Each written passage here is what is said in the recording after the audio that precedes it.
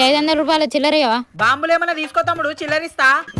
అన్నా మా అమ్మ బాంబులు కొనుక్కమ్మని ఇయ్యలే, చిల్లర తెమ్మనిచ్చింది. అట్లయితే చిల్లరిచ్చుడు ఉండదు, నడు. అన్నా ఒక 10 రూపాయల బాంబులు తీసుకుందామన్నా, ఏం కాదు చిల్లర ఇస్తాడు. అంతే అంటవారా? అంతే అన్నా మరి సరే కానీ 10 రూపాయల బాంబులే అన్నా.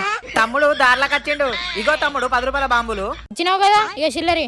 ఏ పిల్లగా చెయ్యిది. ఇది ఏం బాంబు అనుకుంటాను? ఆకాశంలో పోయి మొత్తం ఇట్లా మెరుపులు ఇస్తుంది, అలాంటి బాంబు ఇది. చెయ్యిది.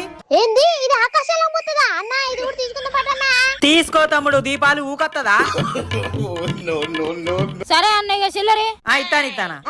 అరే ఇంకా కుండ బాంబులు మిగిలినా? ఇవి అసలుకే మొగోళ్ళు పేల్చే బాంబులు కదా. అన్నా నీ మొగలన్నా తీసుకో అన్నా అవి కూడా. తీసుకోండి తమ్ముడు, దీపావళి పండుగ ఊకత్తదా? ఇవాళ వెళ్తావు, రేపు వెళ్తావు, ఇక మళ్ళీ సంవత్సరం దాకా పేలువవు. తీసుకో. ఇక చాలు కానీ ఇక చిల్లరి అని. ఇక తాగు లెక్క చూసిస్తా.